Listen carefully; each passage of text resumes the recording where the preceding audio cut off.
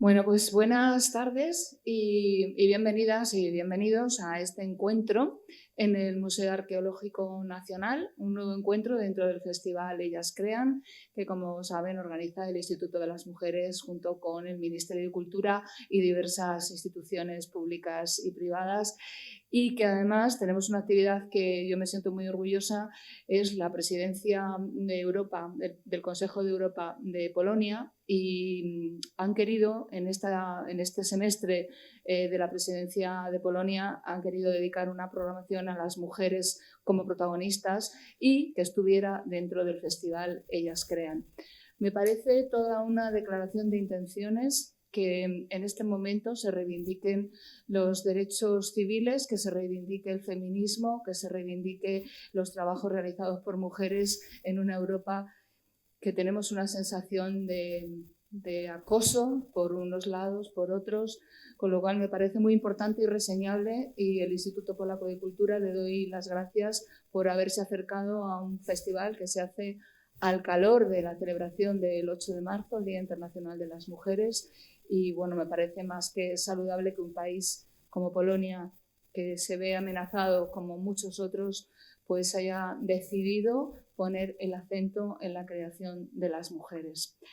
Gracias al Ministerio de Cultura, al Instituto de las Mujeres, gracias al Museo Arqueológico Nacional, porque sentimos que es nuestra casa. Carmen Marcos, su directora, ya no entendemos el festival sin vosotras, sin este querido museo, no lo entendemos sin todos los museos, y gracias al apoyo de la Subdirección de Museos Estatales, que nos dejan que nos despleguemos por todos los museos, que tenemos la suerte de que estén en Madrid, aunque también vamos a otros museos como Segovia, el Museo Esteban Vicente, estaremos el sábado.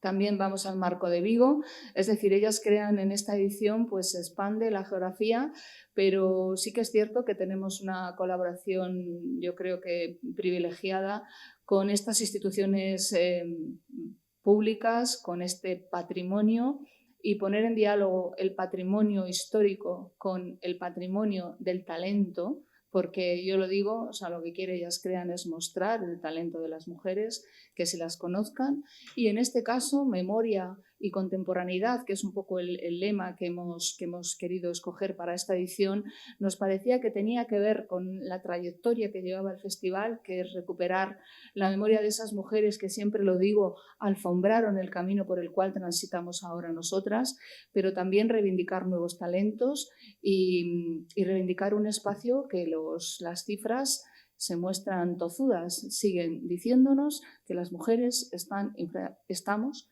infrarrepresentadas en todas las disciplinas artísticas, en todas. Y bueno, la cultura al final es un reflejo de lo que pasa en el resto de la sociedad, la brecha salarial está ahí y es hora, siempre es hora, nosotros lo hacemos desde Ellas Crean, pero ojalá algún día el festival no tuviera que existir o no existiera, porque entenderíamos que las programaciones acogerían a las mujeres, las programaciones de mujeres, igual que las de los hombres, y estaríamos en igualdad. Vaya esa reivindicación y bueno, y el final de Ellas Crean, si se finaliza, pues será porque hemos logrado esa igualdad que parece un poco lejana a tenor de los datos y de los vientos tan malos que corren por todo el mundo. Bueno, este encuentro de hoy, con este título, Lo oculto, nos parece que es sugerente. Nos gusta mucho la imagen que habéis escogido aquí en el museo, porque tiene que ver con ese periodo de reflexión que queremos siempre establecer en el festival, sobre todo para hablar de los procesos artísticos que han alentado la creación de las mujeres. O sea, no solamente se muestra el talento en Ellas Crean, sino que ponemos mucha atención en los procesos de creación, en los procesos artísticos y los que han hecho las mujeres, los que han tenido las mujeres a través de los tiempos. Solo recordar el inicio de estos encuentros, hace 2 años, con el título de Lo subversivo, que nació como muchas cosas y muchas ideas nacen a lo mejor en un viaje. Nos invitaron a Málaga, al Museo Picasso de Málaga, porque había una exposición de Paula Rego, la pintora portuguesa. Y en ese encuentro que tuvimos en el marco de Ellas Crean, un poco fuera ya de tiempo, porque fue en junio, pensamos, estábamos con creadoras jóvenes, ¿qué era lo subversivo? ¿Qué era lo subversivo en ese momento? No teníamos la respuesta, lo que hicimos es lanzar una pregunta y bueno, pues contamos con artistas como Marina Vargas, como la coreógrafa la Chachi, que también ella es de Málaga y estaba también en Ellas Crean. Y bueno, establecimos aquí un primer debate en torno a qué era lo subversivo, con el recuerdo siempre de todo lo que hizo Paula Rego, de lo que supuso la obra de Paula Rego para los derechos de las mujeres y lo que supuso para el derecho al aborto en Portugal, su obra. Y bueno, pues seguimos pensando en lo subversivo. El año pasado fue de lo subversivo a la locura. Ya estuvieron aquí María y estuvo Nora, con Pilar mediando entre ella y estableciendo yo creo que un diálogo muy enriquecedor. Y de lo subversivo a la locura, pues vamos a lo oculto. ¿Por qué lo oculto? Lo oculto porque hay una... No es corriente, yo creo que muchas veces pasan las cosas porque están en el ambiente y de pronto, aparte de recuperar la memoria de todas aquellas como Hilma Flynn, que estuviste tú, Pilar, viendo la exposición en el Guggenheim, que quieren hablar de todo lo oculto, de todo lo que les inspira para su creación. Sí que hay más artistas como Marina Vargas, que ya estuvo hace 2 años, que con su exposición Revelaciones, les aconsejo que la vayan a ver al Museo Thyssen, es una maravilla porque ella explora precisamente el silencio de las mujeres en la historia de lo sagrado y lo espiritual. O como coreógrafas como Luz Arcas, que está trabajando ahora mismo en esa coreografía, sobre la trascendencia del artista y su relación con experiencias espirituales que, hablando con ella, ponían en cuestión hasta el mismo papel de la autoría, es decir, de la creación autónoma. Y tiene más sentido aún realizar este encuentro en este lugar, en el contexto de la espléndida exposición Caos y Cosmos, la naturaleza en la antigua Grecia, que también les aconsejo vivamente, que estará hasta el 30 de marzo y de la cual seguramente que Margarita Moreno les hablará. En esta mesa de mujeres sabias, moderada por Pilar Foronda, tenemos a María López, a Amparo Serrano de Arón a mi derecha, a Margarita Moreno y a Nora Levington. Decir solamente unas pinceladas de cada una de ellas para que ya pasen directamente al rico debate que les aseguro que va a tener lugar. Y agradecerles la presencia hoy aquí, aunque la lluvia nos ha dejado un respiro, pero no ha sido fácil moverse en Madrid estos días y bueno, pues creo que luego lloverá un poquito, pero de momento no llueve, o sea que gracias por venir, gracias por acompañarnos y gracias por seguirnos en el festival. Hablaba de Pilar, solo unas pinceladas. Ella es licenciada en Bellas Artes por la Universidad Complutense, doctora en Bellas Artes cum laude por la Universidad de Granada, agente de detección e intervención en violencia de género y máster en la aplicación de la perspectiva de género en las industrias culturales por la Universidad Complutense. Máster de Agente de Igualdad en la Universidad de Castilla-La Mancha y actualmente es personal docente e investigador de la Universidad Complutense de Madrid. Y es, ante todo, una magnífica artista, que esa es la faceta que no cuentas. Los papeles que me pasas no cuentas, pero ella es una magnífica escultora y bueno, yo creo que toca todas las disciplinas, ella es estupenda. María López Fernández es doctora en Historia del Arte por la Universidad Complutense con la tesis La imagen de la mujer en la pintura española de fin de siglo. Es investigadora, comisaria de exposiciones, especialista en arte de los siglos XIX y XX y estudios de género. Entre sus cargos profesionales ha sido conservadora jefe de la Fundación Mafre durante más de 10 años y fue la primera directora del Museo Carmen Thyssen de Málaga y especialista de pintura en los siglos XIX y XX en Sotheby's. Actualmente trabaja como investigadora en el Departamento de Exposiciones del Museo Reina Sofía. Es autora de diversos libros y artículos de investigación en torno a la misoginia finisecular y a sus procesos de internacionalización en los inicios de la modernidad. Ha sido asimismo comisaria de numerosas exposiciones internacionales que han insistido sobre estos conceptos, entre los que destacan Mujeres pintadas, la imagen de la mujer en España, 1890-1914, Camille Claudel, Degas, el proceso de la creación, realismo impresionista en Italia, odaliscas, de Ingres a Picasso, por decir algunas que se quedan por ahí más. De forma paralela ha dedicado numerosas investigaciones y comisariado importantes exposiciones sobre la obra de Joaquín Sorolla. Margarita Moreno, Conde, conservadora del departamento. Estamos en tu casa, muchas gracias. Aquí al ladito de la exposición maravillosa. Es conservadora del Departamento de Antigüedades Griegas y Romanas del Museo Arqueológico Nacional y doctora en Arqueología Clásica por la Universidad de Friburgo. Se ha especializado en iconografía clásica, con especial interés en la construcción de la naturaleza y de la mujer, en el mito y en la religión a través de la iconografía de vasos griegos, así como en el papel de la mujer y el discurso de género en las instituciones museísticas.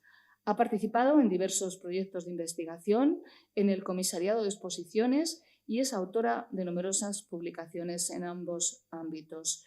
Como les decía, es la comisaria de esta exposición maravillosa, Caos y Cosmos, Naturaleza en la Antigua Grecia, en la que nos sumerge en el mundo de las pócimas y brebajes, en las creencias en el más allá, con un protagonismo importante de las mujeres. Decir que Carmen Marcos, cuando hablamos hace meses, porque todo esto lo empezamos a hablar hace meses, cuando hablamos de hacerlo oculto, dijo, pero bueno, si vamos a tener esta exposición, si además hay un espacio dedicado, íntimo, donde habla de los... Bueno, fue como anillo al dedo, o sea, y dijimos, tiene que estar Margarita y tiene que hablarnos de todo esto. Amparo Serrano de Haro es doctora en Historia del Arte, especialista en arte contemporáneo y mujeres artistas, además de escritora. Es profesora titular, o creo que sí, es profesora titular de la UNED, no sabemos bien, luego nos cuenta si quieres. Como historiadora, sus... Honoraria, eso, es que nos habías comentado algo al principio. Como historiadora, sus publicaciones más recientes son el manual Creación, Vida e Historia, el legado de las mujeres artistas, publicado con África Cabanillas en 2024, el ensayo Orgullo y Prejuicio en torno al arte de las mujeres, también con África Cabanillas, y en 2022 la biografía Vida de Remedios Varo, que supongo que hablarás un poquito a lo mejor de ella, de Remedios Varo.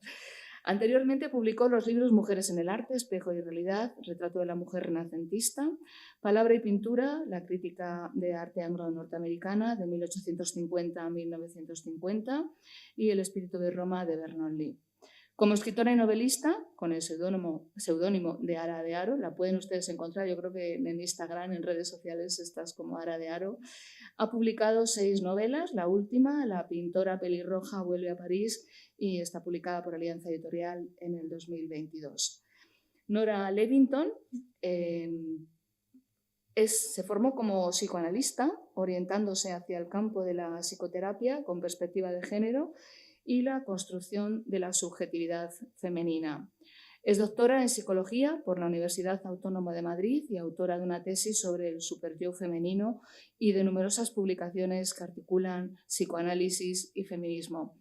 Hace unos días tuvimos la ocasión de escucharla a ella con Débora Tajer presentando un magnífico libro que es Psicoanálisis para todas, para todes, maravilloso, en Traficantes de Sueños, y que yo les aconsejo también que visiten nuestra web y vean cómo ellas han intentado llevar el psicoanálisis, como Débora ha intentado con ese libro llevar el psicoanálisis al siglo XXI y actualizar todos esos códigos. Y yo les felicito por ello porque no es fácil encontrar esa adaptación a la actualidad y tan fresca y tan, bueno, loable. A mí me pareció loable ese trabajo. Bueno, no les aburro más, yo les dejo con estas mujeres sabias y bueno, con este título del oculto, La mar de sugerente. Esperamos que nos hagáis pasar una tarde maravillosa en este museo y vuelvo a decir muchísimas gracias por estar aquí, gracias por seguir Ellas Crean, gracias.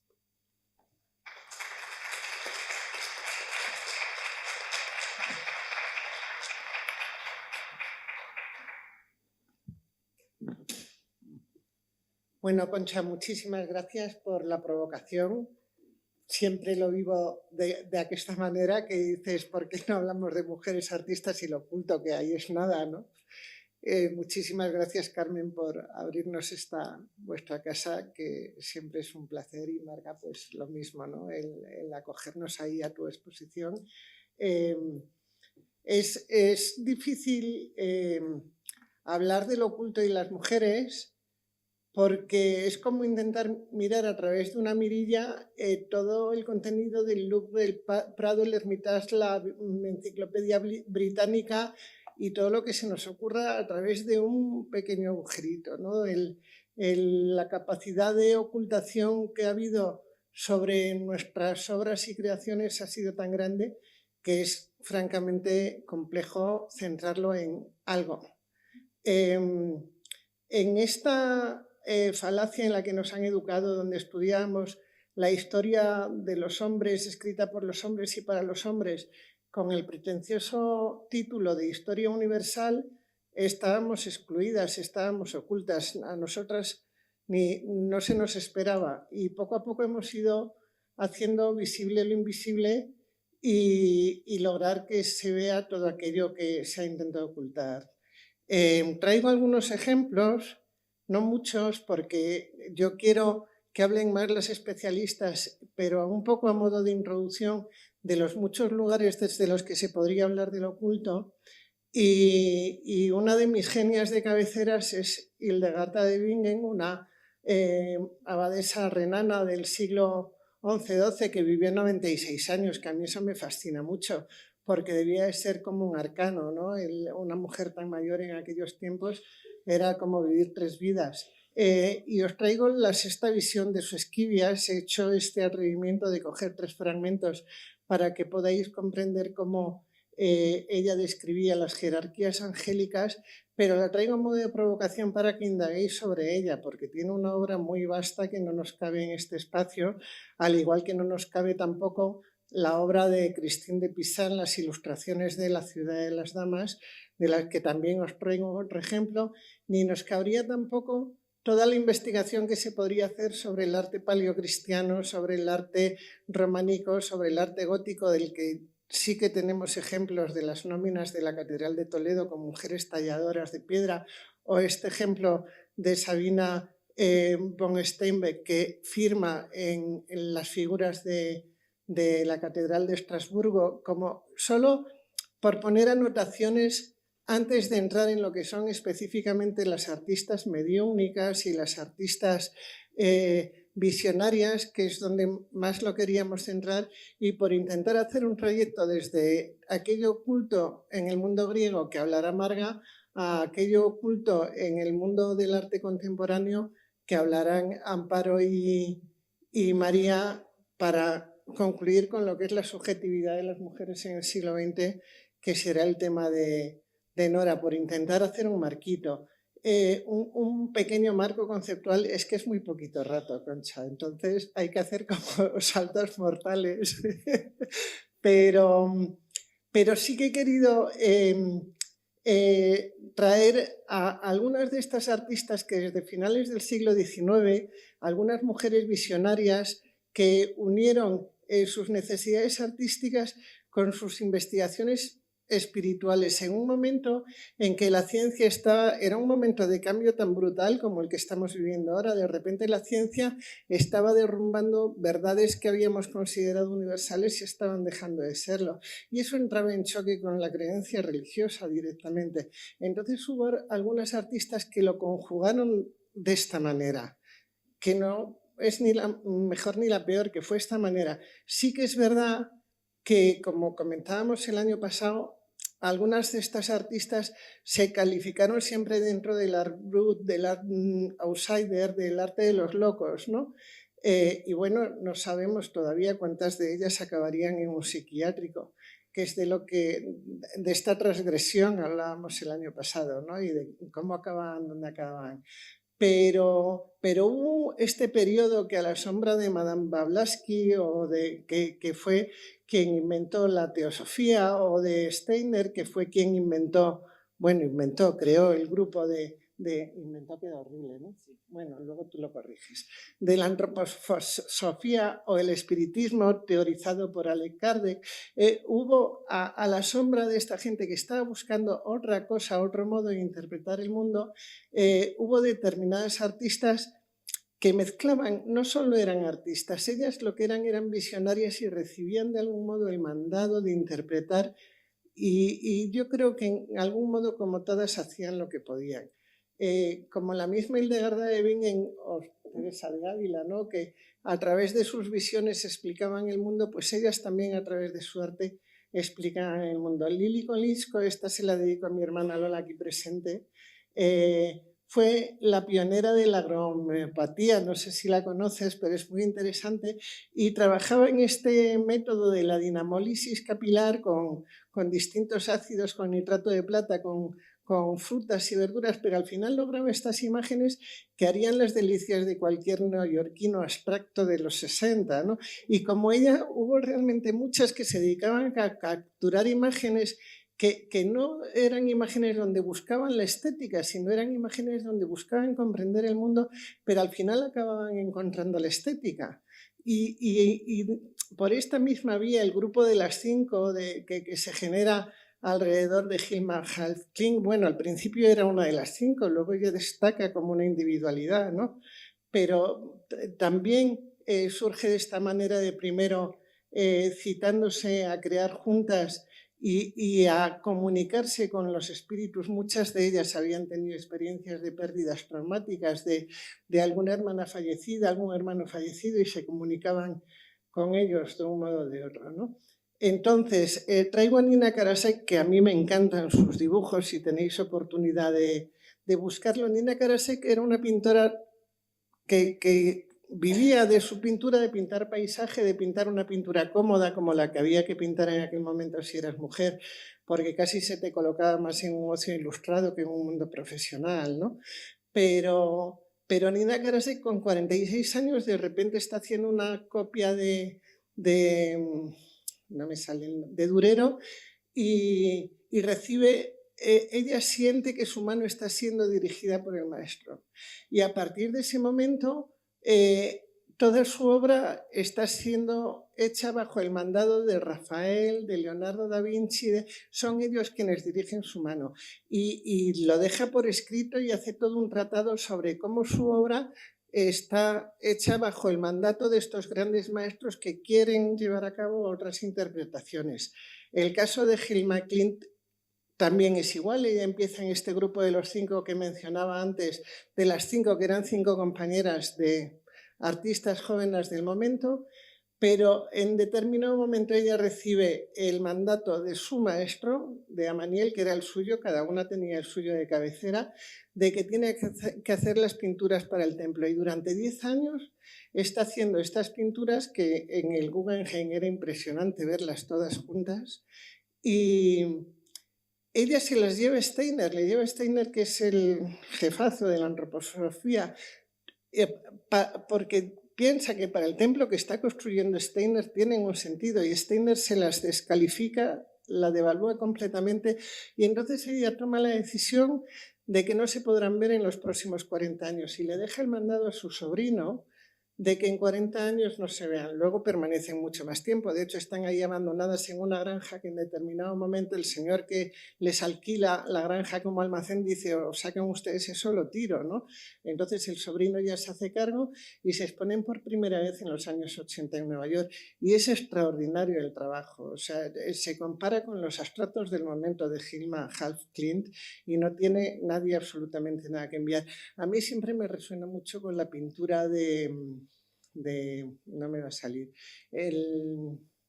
os lo voy a decir luego, Sonia Delaunay. Me resuena un montón. Sonia Delaunay se acogió a la teoría del color y ya tenía que teorizar sobre el impacto del color en el espectador.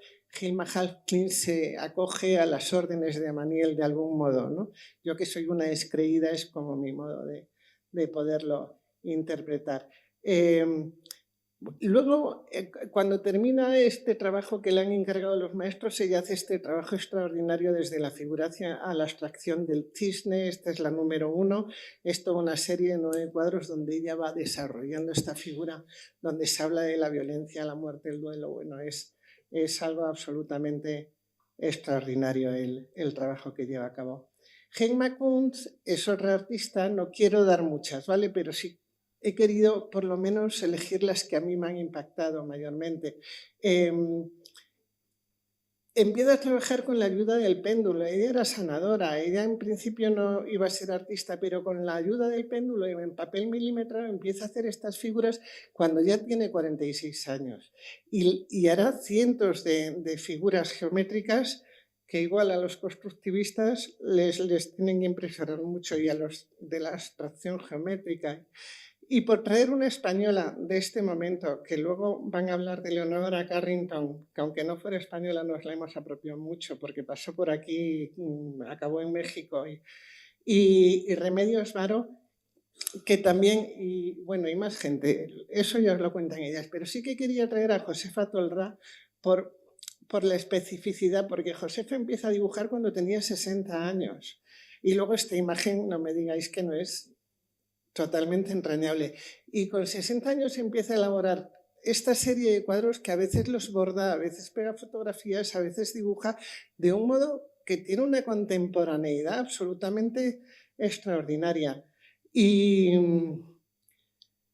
aquí voy a darle paso a Marga, solo dejar constancia de que hay un seminario en la Universidad de Barcelona que se dedica a trabajar sobre las artistas visionarias, sobre las artistas mediúmnicas, y que están haciendo un recopilatorio que yo os he traído una pequeña muestra de las que a mí me han podido resonar más, pero que solo son una pequeña muestra, porque en lo que es en el periodo desde 1850 más o menos hasta muy bien entrado el siglo XX, ha habido toda una serie de mujeres que necesitaban conjugar su necesidad espiritual con su necesidad de la práctica artística, y prácticamente no están en el escenario de los catálogos de los libros de la historia del arte. Entonces también es un territorio que es necesario sacar a la luz, sacar del oculto y mostrarlo, porque ellas han estado haciendo toda esa pintura precisamente para poder desvelar determinados misterios, y es importante ponerlas en valor.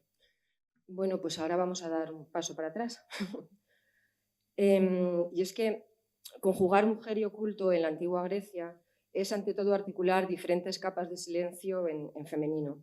Podemos recordar que la mujer griega, por ejemplo, debía regirse por el eidos, el pudor, que de alguna manera generaba toda una serie de encierros. El primero era el de su propio cuerpo, que había de estar oculto bajo las ropas frente a la desnudez del varón. Y es que en la mentalidad griega el hombre no precisa de artificio alguno para demostrar lo que ellos llaman la arete, su excelencia. El vestido, por el contrario, se va a convertir en metáfora de la mujer, como codifican además las imágenes de los vasos griegos que nos van a servir hoy un poco de sutil hilo de Ariadna. Pero también el de la voz, pues frente a la verbalidad que se espera del varón, la voz de la mujer ha de ser siempre queda. Podemos pensar en la oración fúnebre de Pericles, que dijo, tras el primer año de la guerra del Peloponeso, en el 431 a.C., que lo que se espera de las viudas es que se hable de ellas lo menos posible entre los hombres, ni para bien ni para mal. Y aún se dibuja un tercer círculo de silencios, el de loicos, la casa, esa célula social primordial donde de puertas para adentro las mujeres habrán de encargarse de todas las tareas que se derivan de esa familia extendida. Como recuerda el económico, la buena esposa solo debe mandar en los asuntos de puertas para dentro de la casa, sin prestar atención a los asuntos públicos y considerar que las normas de su marido le han sido impuestas como ley de su vida. Estamos en el siglo IV antes, ¿no? Quizás, además, uno de los gestos que mejor trasladan todas estas nociones y que codificaban el matrimonio era el que veis en la imagen, el del anacalipsis, el desvelamiento, que es un gesto que hemos heredado, de levantar el velo en las bodas, cuando la joven esposa se dejaba ver a los ojos de su futuro marido. Y este término, que deriva del verbo calipto, que significa ocultar, también va a construir a la ninfa Calipso, la hija del titán Atlas, que retendrá a Ulises durante 7 años en su lejana isla, y que a cambio de permanecer junto a ella le había ofrecido al héroe la eterna juventud. Pues bien, frente a este panorama en definitiva muy sombrío para las mujeres de carne y hueso, el mito griego, sin embargo, fue capaz de imaginar mujeres poderosas que van a evolucionar al margen de la norma. Es el caso de Circe, de Medea y de Casandra, Las dos primeras son lo que llaman los griegos polifármacos, es decir, conocedoras de todos los remedios y venenos. Son conocimientos que aterran y fascinan. Y la tercera, Casandra, es sabedora de los destinos de los mortales, pero cuya voz se vuelve muda para acabar confinada en su propio interior. Vamos a ver muy brevemente cómo se construyen o cómo las construyeron. Hija de Helios, el Sol, y la Oceánide Perseis, Circe habita en la mítica isla de Ea. A ella arriban en ese extraordinario viaje iniciático que es la Odisea, un Ulises y sus hombres rotos después de innumerables naufragios y tras años de errancias por el mar, una vez terminada la guerra de Troya. Los infortunados compañeros del héroe descubren la morada de Circe, donde son recibidos por lobos y leones que no muestran fiereza alguna, y donde se encuentran a Circe atareada en el telar. Esta les agasaja con el Kikeon, que es una bebida a base de cebada, vino de Pramnos, miel verde y queso rallado, dice Homero, en la que ha añadido un fármaco, una planta mágica, y tras tocarlos con la varita, el Ravdos los transforma en cerdos y los encierra en una pocilga, que es lo que está resumiendo este vaso. Solamente Euríloco se salva de la transformación y corre a contárselo a Ulises, quien, aconsejado por Hermes, recibe del dios otra planta mágica, el Moli, un antídoto del que el héroe debía servirse para deshacerse del hechizo de la diosa. Cuando Circe intenta tocarle con su varita, Ulises desenvaina su espada, rompiendo el encantamiento, tras lo cual accede a devolver su forma humana a los compañeros del héroe. Liberados ya de los lazos mágicos, permanecerán un año entero en la isla de Ea entre banquetes, mientras Ulises va a gozar del amor de la maga. Tras este tiempo suspendido, los hombres de Ulises, que añoran el regreso a su patria, le suplican que retomen el viaje. Circe les va a indicar ahora la primera etapa de su regreso a Ítaca, que no estará exenta de peligros, pues deberán ir hasta las puertas de los infiernos, consultar al adivino Tiresias, que es lo que estamos viendo aquí, sortear a las sirenas y su temido canto, y salir airosos del paso entre Escila y Carintis, que devoraba a todos los marineros que pasaban por allí. Circe se nos dibuja así como una mujer poderosa, que domina la naturaleza, conocedora no solo de las propiedades de las plantas, de esa cocina mágica, sino sabedora del tiempo y el espacio. Conoce los caminos de la mar y sus peligros, pero también los del más allá, pues le confía al héroe el conocimiento mágico justamente para consultar a los muertos. Pasemos ahora a Medea, que va a acabar convirtiéndose en el prototipo de la maga por excelencia en Roma, además, donde Séneca le va a dedicar una tragedia. Y probablemente uno de los rostros femeninos más complejos que haya creado el mito griego, pues subvierte sistemáticamente en su hacer el orden establecido. Es hija de Etes, rey de la lejana Cólquide, nieta de Helios, el Sol, y por lo tanto es la sobrina de Circe. Su destino está íntimamente ligado al de Jasón, el jefe de los argonautas que viajan hasta la Cólquide, lo que sería la actual Georgia, para hacerse con el célebre vellocino de oro, la piel de un carnero fabuloso, símbolo de prosperidad, que estaba protegido por una terrible serpiente de 3 cabezas que nunca dormía. El padre de Medea promete a Jasón que le va a entregar el vellocino, pero no antes de que el héroe supere ciertas pruebas.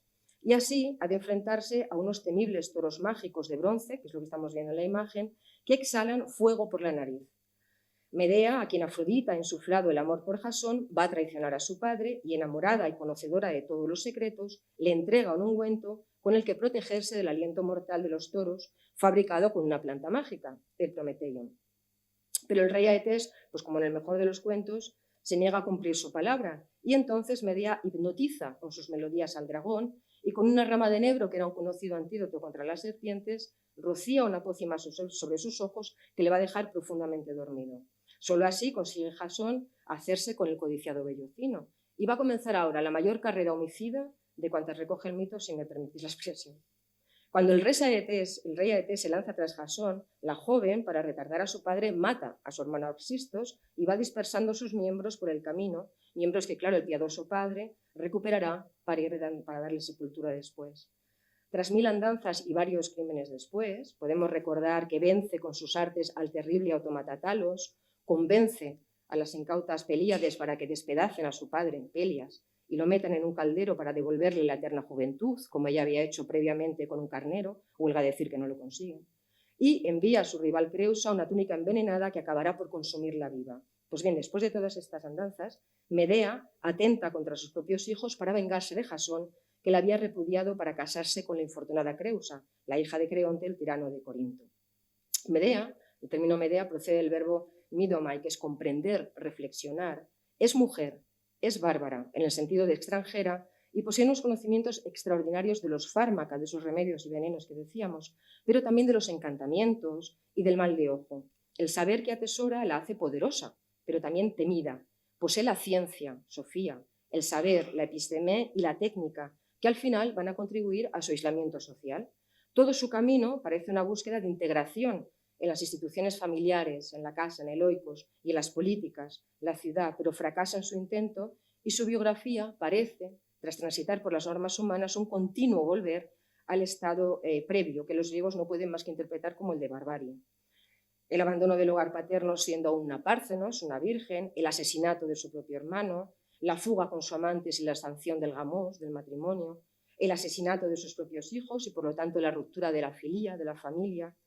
De alguna manera encarna el difícil equilibrio del poder de lo natural frente a las leyes humanas, pero también la feminidad excesiva, transgresora, lejos de ese hay dos, de ese pudor del que hablábamos al principio, que como hemos dicho ya se espera de la mujer griega y de esta forma se sitúa en un lado marginal. La última de nuestras figuras, según la Ilíada, Casandra, es hija de Écuba y de Príamo, rey de Troya. Apolo, que es un dios oracular, se habría enamorado perdidamente de la joven que rechazaba además a todos sus pretendientes. Ella acepta someterse al amor del dios a cambio de que le conceda el don de profecía. El dios accede, pero entonces la joven solo permite que le dé un beso. Para castigar su hibris, es decir, su soberbia, su desmesura, Apolo, encolerizado, le escupe en la boca y no pudiendo privarla ya del don de profecía, sí lo hace con el de la persuasión. Desde entonces, la pobre Casandra, aun siendo capaz de interpretar los signos de los dioses y anunciando los grandes males que habrían de abatirse sobre los troyanos, no es creída por nadie. Anclada en esta terrible contradicción y marginada por el resto, enloquece y delira, presa de danzas proféticas, pero cuyas predicciones se asimilan a divagaciones de un alma enferma. Todo esto lo dicen las fuentes clásicas. Incluso en uno de sus últimos vaticinios, cuando se opone al que el caballo de Troya que veis en la imagen entre en la ciudad, los troyanos hacen oídos sordos causando su propia ruina. Durante el saqueo posterior es perseguida por Áyax, el locrio, que pretende violarla. Se refugia en el templo de Atenea y se abraza como suplicante a la estatua de la diosa, de donde el impío Áyax la arrancará consiguiendo sus fines. Tras el reparto del botín de guerra, la joven pasa a manos de Agamenón, el rey de Micenas, y acabará muriendo asesinada por Clitemnestra, su mujer, que es lo que vemos en la otra imagen. Casandra es otra de esas figuras que en el mundo griego sirven para pensar la desmesura y los peligros en los que incurren los mortales cuando caen en ella. Ya no estamos ante una diosa especializada en los fármacos y omnisciente como Circe, o de una heroína sabia y desmedida como Medea, sino ante lo que los antiguos griegos denominaban profitis, profetesa, es decir, intermediaria de los dioses cuya voluntad transmitían, ya sea por inspiración, que no conducía al enajamiento, por manía al estilo de los chamanes, o mediante la interpretación en particular del vuelo de las aves, como la ornitomancia. En el caso de Casandra, ni siquiera esa capacidad de profetizar, de interpretar los signos de lo divino, la pone a salvo de la cólera de los dioses, a los que había desafiado. Y es que el designio de Casandra además nos sirve para observar las disimetrías entre hombres y mujeres, frente a otros adivinos como Fineas, que también es castigado por los dioses, en su caso por hacer un mal uso de sus capacidades oraculares, y quien tras muchos padecimientos recobra su poder y conserva el poder de persuasión, a Casandra, mujer, se le niega, confinada en el espacio de lo pequeño, de la locura íntima, sin posibilidad de remisión. Sabias y poderosas, Circe, Medea y Casandra, capaces de transitar por el mundo fluctuante de la naturaleza griega, de desplazarse por esa delicada membrana entre la esfera de lo visible y de lo invisible, de moverse en definitiva en el sutil margen de las fronteras, son tres poderosos rostros de mujer que habrán de conocer múltiples ecos a lo largo de los siglos y que sirven en el mundo griego para conjugar lo otro, aquello que escapa de la norma, que aterra y fascina, pero que en definitiva encarna lo que no ha de ser.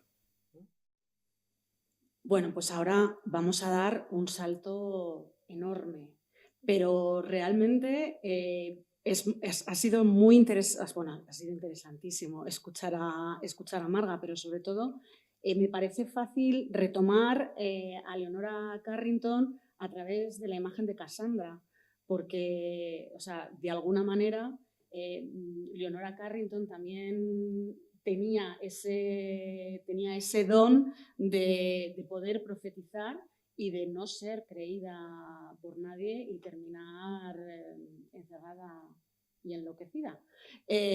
Con lo cual es un buen mito para recordarlo. Bueno, el año pasado cuando estuvimos hablando de la subversión y de la locura mencionamos, aunque no tratamos específicamente sobre Leonora Carrington, sí que la citamos. Entonces voy a tratar de hablar de ella, pero centrándome más en su faceta relacionada con lo oculto. Pero también va a ser difícil escapar totalmente a su historia. La relación de Leonora Carrington con lo oculto de alguna manera se articula en 3 líneas fundamentales. Por un lado, ella nace en una familia acomodada, de padre inglés, de madre irlandesa, una familia cómoda, pero que todas sus raíces irlandesas se ponen rapidísimamente de manifiesto en la afición que hay en su familia por contar historias, por contar cuentos de hadas y por cómo desarrolla ella desde los inicios esa necesidad de interpretar la realidad en torno a esos cuentos de hadas que de alguna manera no dejan de ser mitos celtas. Por otro lado, toda la relación de Leonora Carrington con el ocultismo se enraiza en el surrealismo. Ya sabemos, bueno, pues que el movimiento surrealista empezó a sentir una gran nostalgia por estos poderes mágicos. La propia Leonora Carrington, cuando fue preguntada en una encuesta por André Breton sobre el arte mágico, hablaba de alguna manera sobre esa necesidad surrealista de agarrarse a lo oculto, pero con la necesidad de ser como artista la desveladora de la verdad. Ella decía, el verdadero deber del artista es saber lo que hace y transmitir su saber con precisión. Siempre debe levantar las faldas de Venus o de su hermana gemela Medusa. Si no es capaz de hacerlo, que cambie de oficio. Es decir, que ella de alguna manera se tomaba bastante en serio su misión y por lo que sea, a lo mejor no pensaba que sus compañeros hacían exactamente lo mismo. Bien, el caso es que, bueno, como decimos, Leonora Carrington nace en este ámbito protegido, pero rápidamente pues empieza a escaparse lo de los diferentes internados católicos en los que ingresa y en 1932 su familia, un poco desesperada, consiente en enviarla a Florencia, a la escuela de señoritas de Miss Penrose, y para ella eso fue un absoluto descubrimiento porque pasa 9 meses en contacto con el Trecento, con el Quattrocento y de alguna manera se abre a la vida. Pero curiosamente sus primeras obras... Aquí.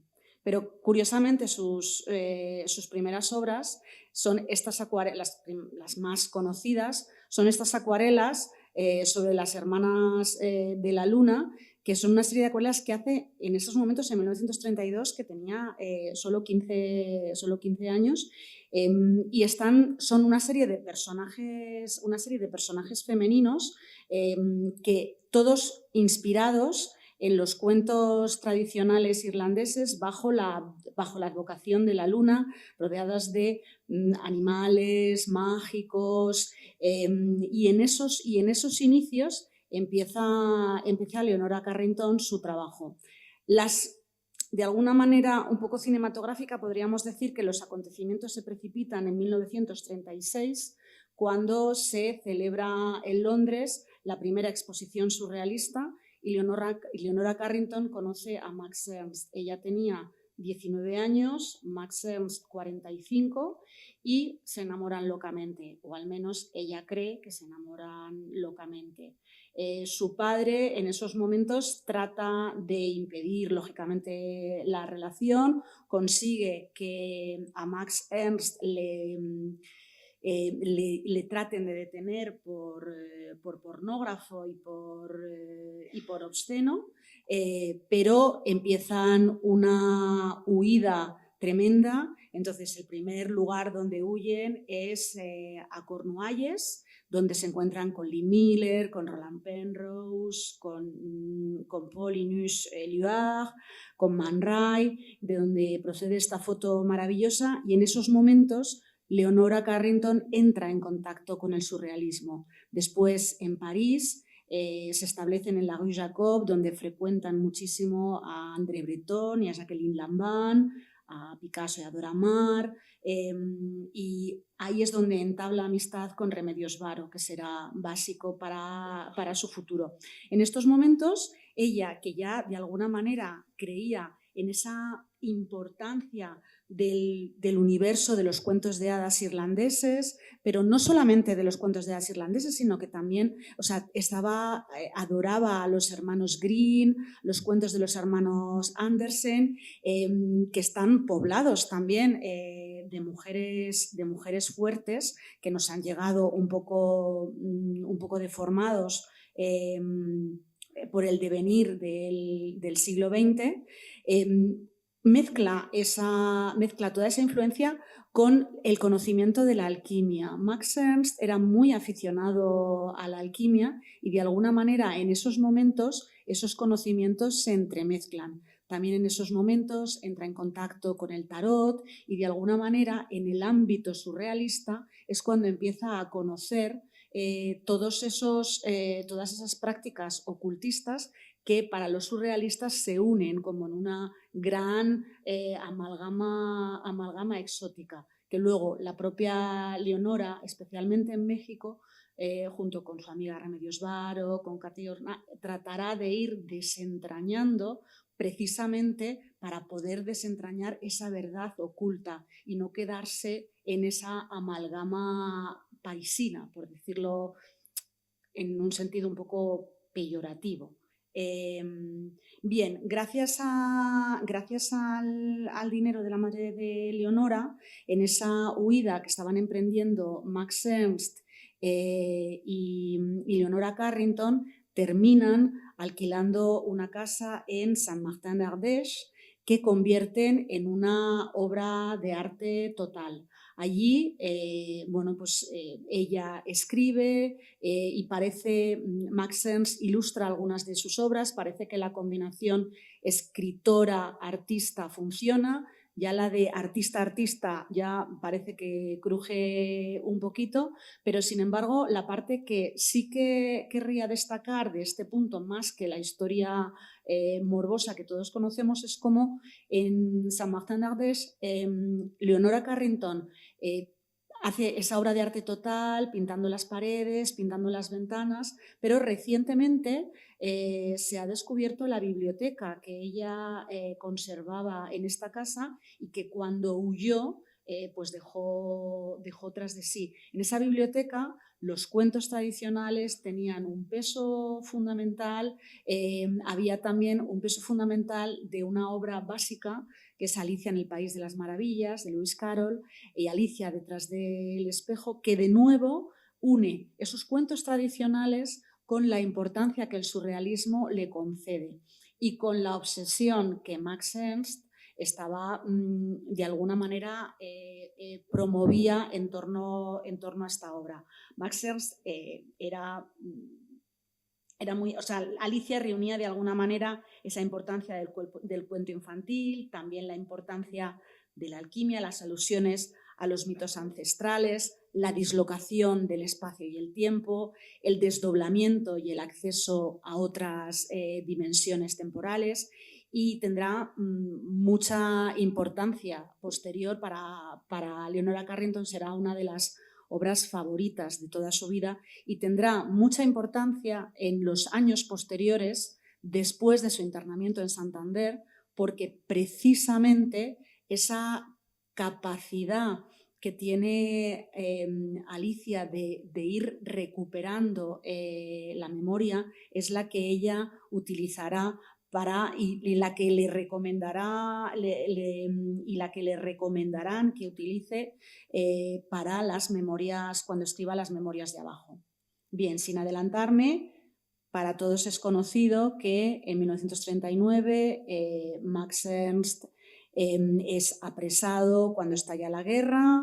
Entonces, bueno, pues al final Leonora Carrington es convencida para dejar la casa por Catherine Yarrow, emprende con ella un viaje hacia España, llegan a Madrid. Cuando llega a Madrid llegaba ya pues con la salud mental un poco quebrada, como ella misma describe, sufre una violación grupal por un grupo de requetés y eso provoca un brote psicótico que hace que su familia la encierre en un sanatorio en Santander. En ese sanatorio de Santander, a pesar de que realmente ella es maltratada, lo cuenta en su libro Las memorias de abajo, la trataban con cannabizol, pero el doctor que la trató le dejó tener papel, lápices y hace una serie de dibujos en esos momentos y justo después a la salida, donde mezcla esos personajes fantásticos, esos que recuerdan a personajes de la mitología griega y romana, a los mitos clásicos y que de alguna manera le permiten unir todos esos conocimientos que poseía de los tradicionales cuentos irlandeses, también de los nuevos conocimientos adquiridos junto con sus amigos surrealistas y de alguna manera tratar de ir expresando esa interioridad. Todos sabemos un poco cómo al final Leonora Carrington consigue escapar a través, es liberada del sanatorio, su familia quiere internarla en Sudáfrica, pero en Lisboa, camino de Sudáfrica, conoce a Renato, se reencuentra con Renato Leduc, se casa con él y consigue llegar a Nueva York. En esos momentos se abre una nueva vida para Leonora Carrington. En Nueva York trabaja de una manera febril, llega en 1941 y en 1943 se trasladan a México y en México es donde realmente florece, de alguna manera, no es que florece toda todo eso que estaba oculto en el arte de Leonora Carrington, que en los primeros años tras su encierro, pues de alguna manera estaba mostrando su trauma. Cuando se instala en México, establece una red de amistad poderosísima con Remedios Varo, de la que hablará Amparo muchísimo mejor, con lo cual no la voy a tocar, con Katy Horna. Y esta obra, Tres mujeres y cuervos en torno a una mesa, resulta bastante significativo de cómo de alguna manera ella conseguirá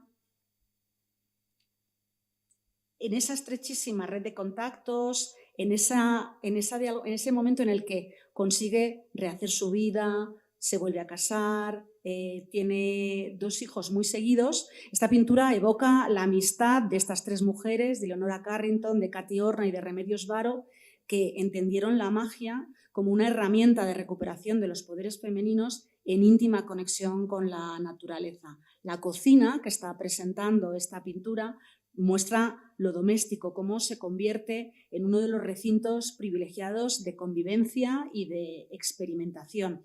Esa esfera doméstica femenina se transforma para ellas en un lugar mágico, en una correspondencia entre la preparación de la comida, la magia, la pintura, igual que ocurrirá luego para ellas con sus prácticas, con el tejido, con la necesidad de tejer, que de alguna manera también conecta con todos los cuentos infantiles, con todas las tejedoras, con las ruecas que aparecen en esos cuentos tradicionales. En estos momentos hay un libro que para Leonora será fundamental, que es el libro de Kurt Seligman, El espejo de la magia, escrito y en este libro, que de alguna manera es como una especie de compendio de todos esos saberes que aparecen en obras de forma bastante sorprendente, como por ejemplo en Los poderes de Madame Fenicia, donde muestra el interés de Carrington por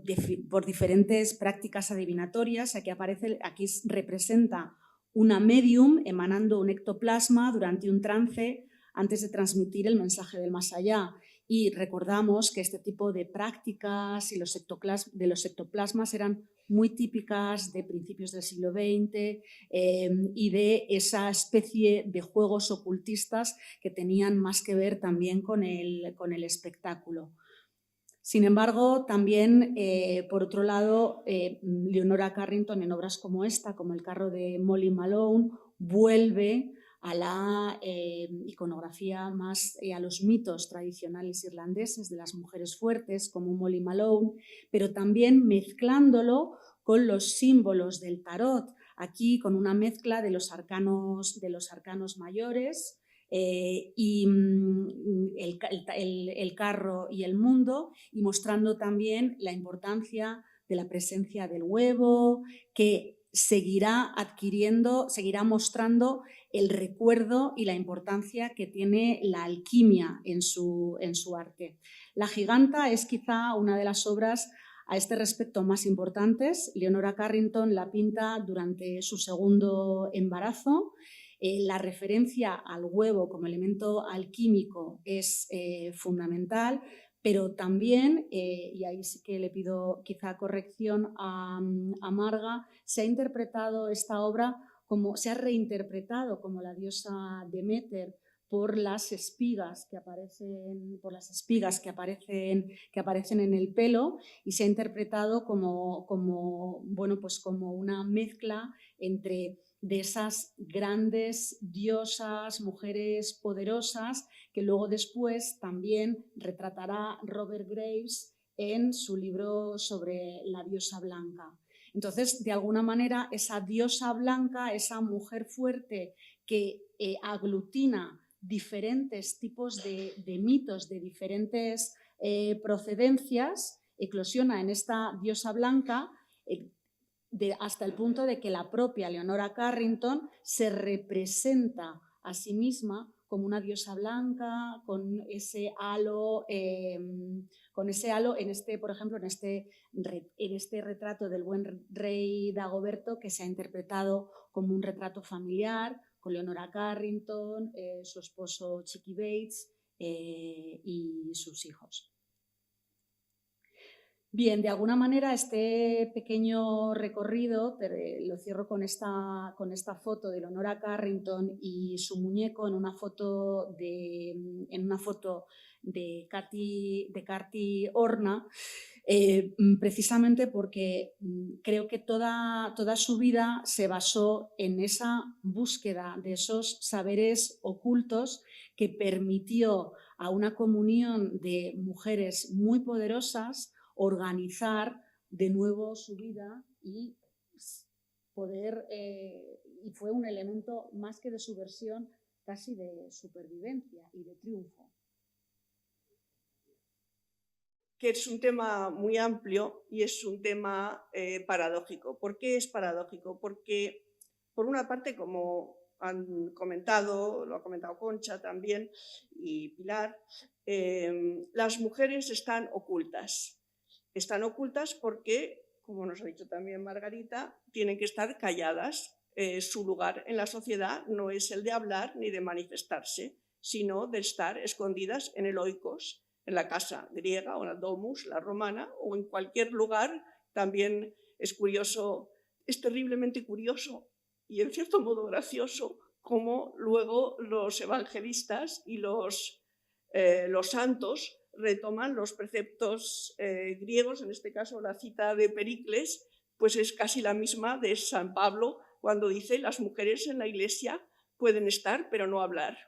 Y en fin, en todos los temas religiosos es la misma cosa. Entonces, estas mujeres ocultas, estas artistas que están ocultas, que se encuentran ocultas por la sociedad como mujeres, resulta que utilizan al encontrarse en esa situación, crean su arte, y cuando empiezan a crear, precisamente desde ese silencio, desde ese lugar marginal que la sociedad les ha dado.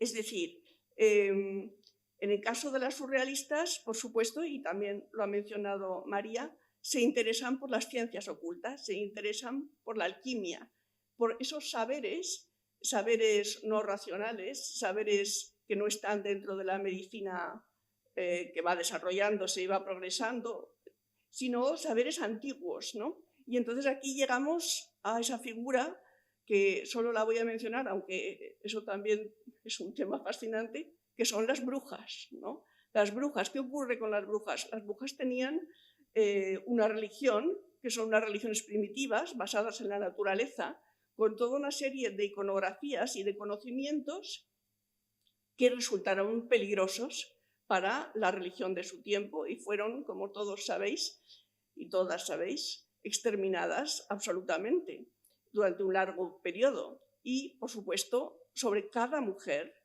que tenía un pequeño conocimiento, colgaba la espada de Damocles o la amenaza de ser considerada bruja y, por lo tanto, ser encarcelada, torturada, asesinada, en fin. Las cosas no son tan dramáticas cuando aparece el surrealismo, pero todos estos conocimientos, esta iconografía está en estas obras. Fijaros, por ejemplo, aquí la primera obra que os traigo, la verdad es que este es un tema que me gusta tanto, que no sé si voy a llegar a enseñar alguna más de la primera, porque además los cuadros de Leonora en particular son una acumulación de detalles y cada uno de esos detalles es significativo. Si estuviésemos en una clase yo os diría, preguntadme lo que queráis y hablamos de eso en el cuadro. Como somos tantos y no creo que tenga ese tiempo, ¿no? Porque tengo 10 minutos, ¿no? Pues lo que os digo es que después, si a alguno os ha quedado una curiosidad por algún pequeño detallito, podéis acercaros y lo comentamos. Pero aquí, por ejemplo, tenemos una cosa una cosa que tengo que deciros y que me parece esencial para entender los cuadros de las surrealistas, es el sentido del humor.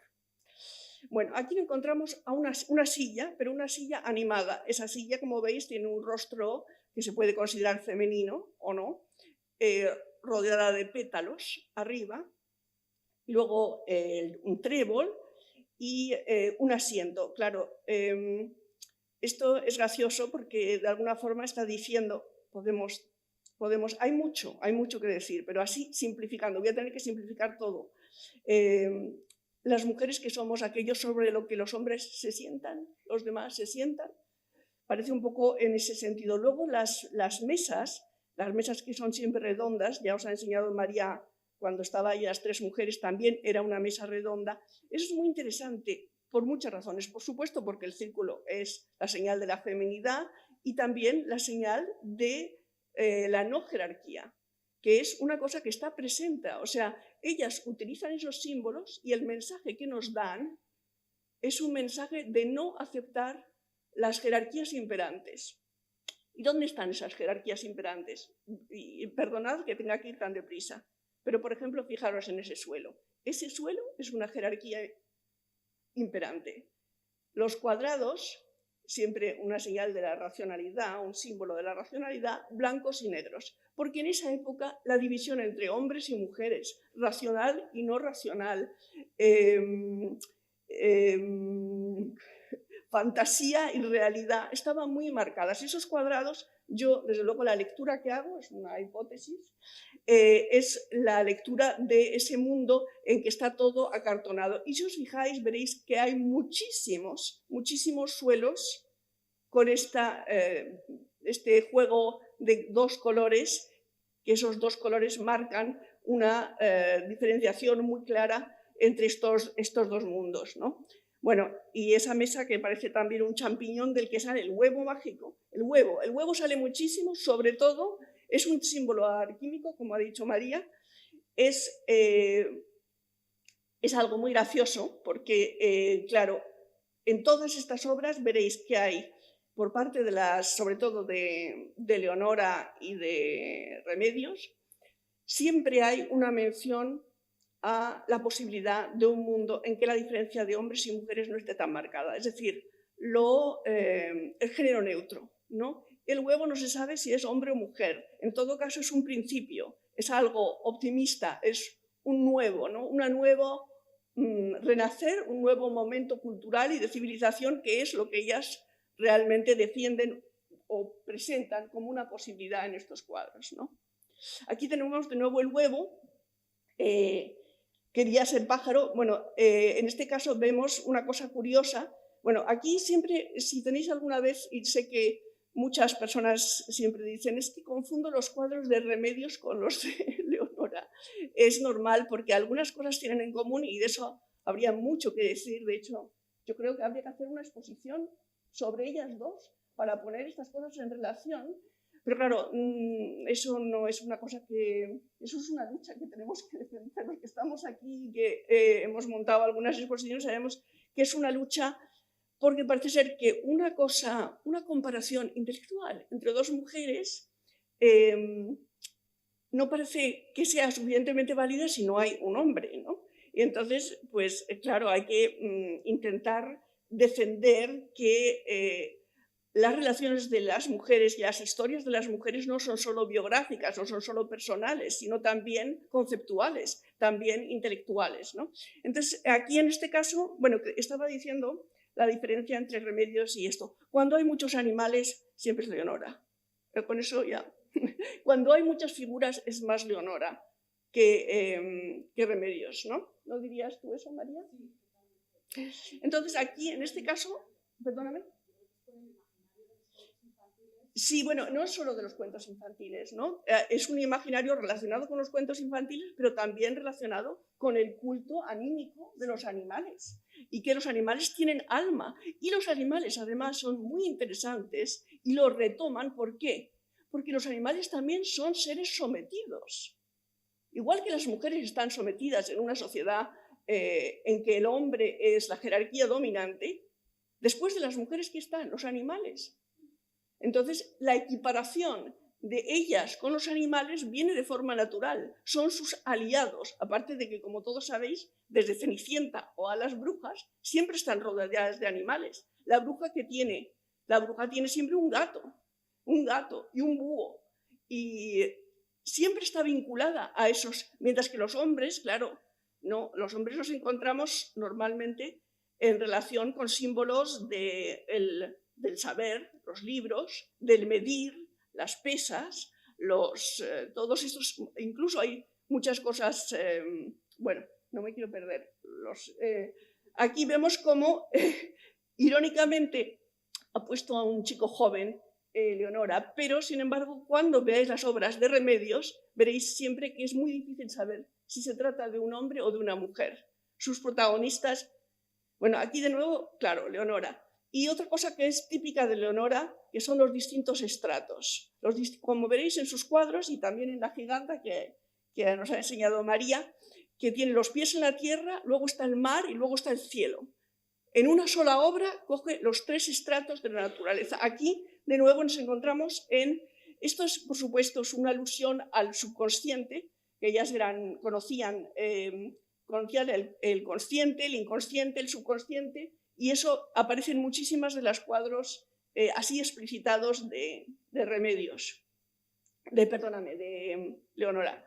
Bueno, Remedios. Aquí entramos, digamos, como veis, aquí nos encontramos con una figura unitaria, la de esa torre, que también, de nuevo, en una paradoja, las torres son una señal de fuerza, están ancladas en la tierra. Sin embargo, aquí la torre se eleva, la torre vuela, porque aquí hay una alusión a otro tipo de fuerza, que no es la fuerza masculina, que no es la fuerza que se asienta y que se basa en la fuerza, sino precisa, por así decirlo, perdonad la reiteración, sino una fuerza que se eleva, una fuerza que es espiritual, que está en los cielos. La alusión a los cielos la vamos a encontrar, la alusión al cosmos, a lo cósmico, a la dimensión cósmica, la vamos a encontrar continuamente en Remedios. Y esto, bueno, esto es muy bonito, porque de alguna forma esta imagen y muchas así de estudios que tiene Remedios hace alusión a la vez a una figura del tarot, al ermitaño, y a la vez a las pinturas del Renacimiento, el estudiolo, los artistas, los humanistas en su lugar de trabajo. Como veis, el ser que está aquí es un ser híbrido, no solo entre masculino y femenino, sino entre humano y animal. Por eso digo que la simbología del animal entra de forma natural. Y por supuesto los pájaros. Los pájaros siempre es lo espiritual y están siempre presentes. Y además aquí es una muy bella reflexión sobre lo que significa ser artista. Artista, claro, cuando hablamos de magia, de que ellas son magas, también en el sentido más fundamental, los artistas del Renacimiento, todos, bueno, muchos de ellos, o por lo menos los más importantes, estuvieron acusados de ser brujos o magos. Porque, claro, aparte de por el hecho de que, como sabemos, muchos de ellos iban y revolvían en los cementerios para ver cosas de los seres humanos, de cómo estaba constituido el cuerpo, y que en esa época había mucho tabú en cuanto a tocar a los muertos.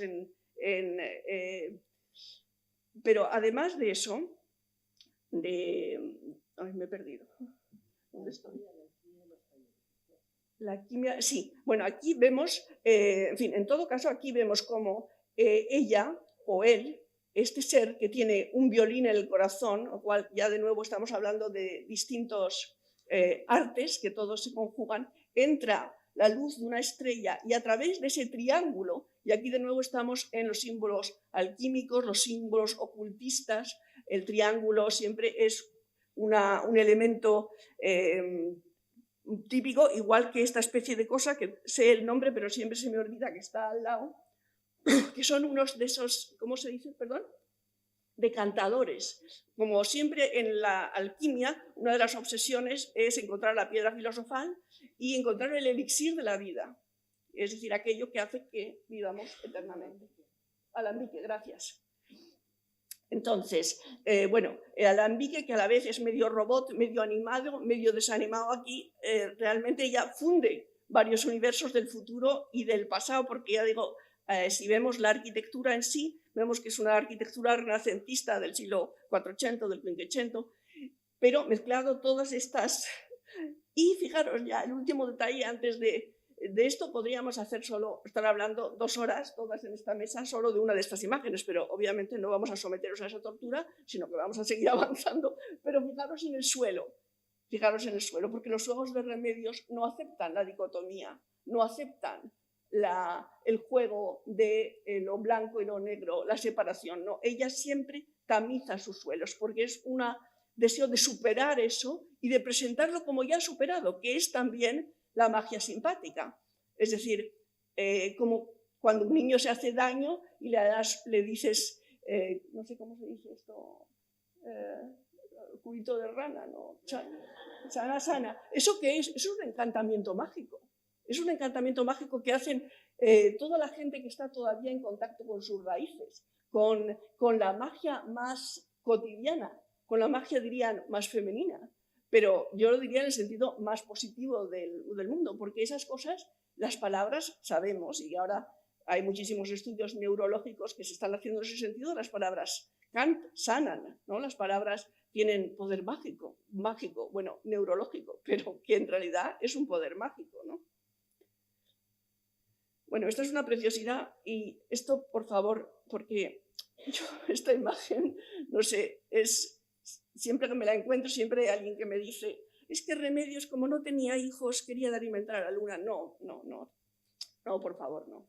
No hay que atribuir a todas las mujeres deseos de maternidad frustrada, como nos podría decir aquí la psicóloga Dio Bleichmark o Nora Levington. No, todas las mujeres no tienen deseos de ser madres, unas sí y otras no. A mí lo que me parece que lo que está es alimentando en esta especie de fábrica, que es esta especie de celda, y en ese sentido de la celda volvemos un poco a los elementos tomados del medievo, porque además toda la cultura del tarot, toda esa iconografía es una iconografía antigua. En esta especie de celda ella lo que alimenta es lo nocturno, que es también otro elemento que ahora a lo mejor que estoy seguro que habría mucho que decir desde el punto de la mitología, y es que la mujer se asocia a la sombra, a lo húmedo, a lo nocturno, el hombre a lo solar, a lo seco, a lo racional, ella a lo irracional, a lo fantasioso. Bueno, esas son cosas que están desde la raíz de la cultura occidental, no digo que estén bien ni mal, pero ellas las utilizan y las subvierten, porque está fabricando algo. Este polvo de estrellas que sale por la chimenea está fabricando y fijaros además la pequeña torrecilla, la construcción de esa pequeña torrecilla que parece una torre para iniciados y que nos remite a la otra torre que estaba volando. Aquí también estamos en un entorno cósmico, nocturno, de imaginación, bueno, esta es una maravilla que se puede relacionar, y esto, por ejemplo, se podría relacionar en esa exposición que vamos a hacer tú y yo, María, Cazador de estrellas con la giganta. Son figuras que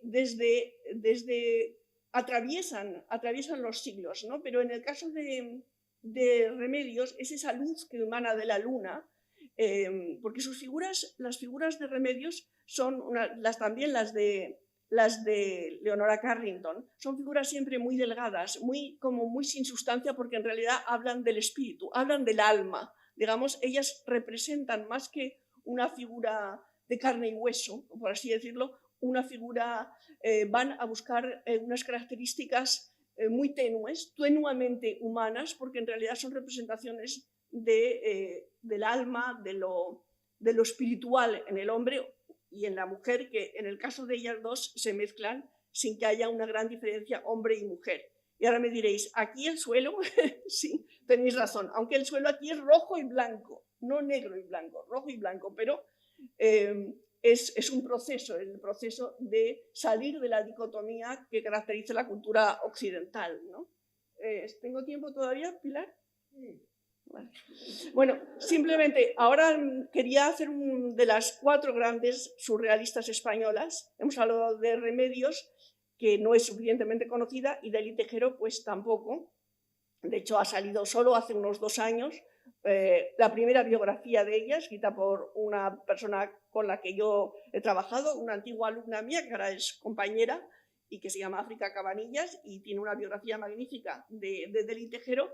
Aquí, por ejemplo, Eli Tejero en los años 20 crea estas brujitas. Ahora, por ejemplo, para que entendáis la doble vertiente de esto. Esto durante mucho tiempo, esta obra de Deli, esta obra relacionada con las brujas, con unas criaturas que ella incluso las fabricó como unos muñequitos, eso no se exponía, no se enseñaba, porque parecía que le restaba seriedad, todas esas cosas iban en detrimento, porque la noción de artista era una noción masculina. Y eso también ha pasado con la situación de la historia del arte, y es que muchísimos artistas, hombres y mujeres, han estado interesados en las ciencias ocultas, han seguido a Steiner, a Madame Blavatsky, y han tenido, por ejemplo, el caso de Kandinsky.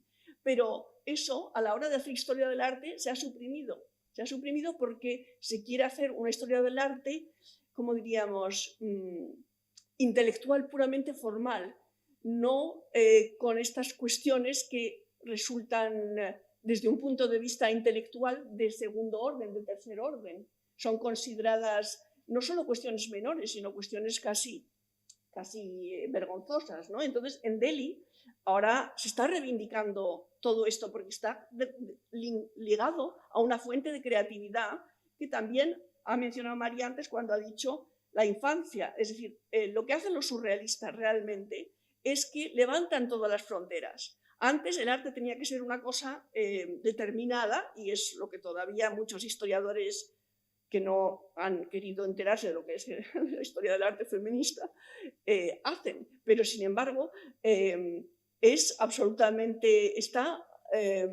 vinculado el arte moderno a descubrimientos o a ciencias que proceden de la alquimia y que proceden de las ciencias ocultas. Y eso es una cosa que no se quiere reconocer, ¿no? Hay otro, es decir, es como la lucha entre los dos polos, femenino y masculino, pero a nivel teórico-intelectual. Bueno, y aquí esta es la última, no, falta otra. Aquí es Ángeles Santos. Aquí de nuevo vemos estas figuras que son también unas figuras alargadas, unas figuras todas calvas, en que también se pierde esta diferenciación entre hombres y mujeres. ¿Y qué es lo que hacen las mujeres? Muy propio de las creaciones de esta época es introducir un elemento de distorsión dentro de lo que ya sabemos, porque se trata de volver a repensar las cosas. Entonces, en vez de la Tierra siempre redonda, pues aquí la hacen cuadrada. Es decir, hay que introducir ese elemento para volver a repensar cómo es la Tierra. ¿Es cuadrada o es redonda? Ahora, desde un punto de vista patriarcal, es cuadrada, claro. Desde un punto de vista no patriarcal, es redonda, ¿no? Bueno, y acabo con esto, que es el último cuadro que pintó Remedios Varo antes de morir y que resume muchas de las ideas que mis compañeras intelectuales y yo o profesoras, o como queráis llamarnos, o brujas, hemos estado trayendo aquí a colación, ¿no? De nuevo la mesa que ya habéis visto en varios cuadros también de Leonora, y que además me gusta mucho lo que ha comentado Margarita, perdona que no la conozco tanto como para... Pero me ha chiflado tu intervención porque además retoma estos grandes mitos que son el de Circe, sobre todo, no voy a entrar en el de Casandra, aunque también es fascinante, el de Circe y el de Medea, ¿no? Y entonces, y también enlaza con un gran, como diríamos, una losa que pesa siempre, como que las mujeres son envenenadoras. Claro, las mujeres normalmente son las encargadas de preparar la comida y generalmente no tienen armas. ¿Qué otra cosa van a hacer si no va a ser envenenar? ¿Qué otra defensa? ¿Qué otra? De hecho, creo recordar que, bueno, había una historia de una no una bruja, pero de una envenenadora que era una mujer que daba filtros a las mujeres que estaban desesperadas por librarse de sus maridos que eran horrorosos. Claro, por supuesto fue condenada, pero todo esto está ligado en la cultura de la opresión. Es decir, eso es lo que me gustaría un poco transmitiros. Esto lo he dicho así un poco cómicamente, por supuesto no tiene nada de cómico, es una cosa muy seria, por supuesto, pero bueno, estaba jugando un poco con... Y entonces aquí tenemos cómo estas cosas cotidianas, sin embargo, están ligadas a lo cósmico. Una mesa puesta, una mesa que tiene elementos totalmente de frutas, de platos y de una sola vela en el centro, y esa especie de movimiento que le da el mantel a la mesa, que parece que va a salir volando y que va a salir de lo cotidiano hacia lo espiritual, ¿no? Y que enlaza también con obras de mesas conocidas por todos, como son la de Judy Chicago o Louis Bourgeois. Y con esto pues ya termino. Es un placer volver a estar aquí con todos vosotras y algún vosotro por aquí, y sobre todo ¿no? repetir dentro de Ellas Crean esta experiencia fantástica que fue la del año pasado con lo subversivo y este año con lo oculto.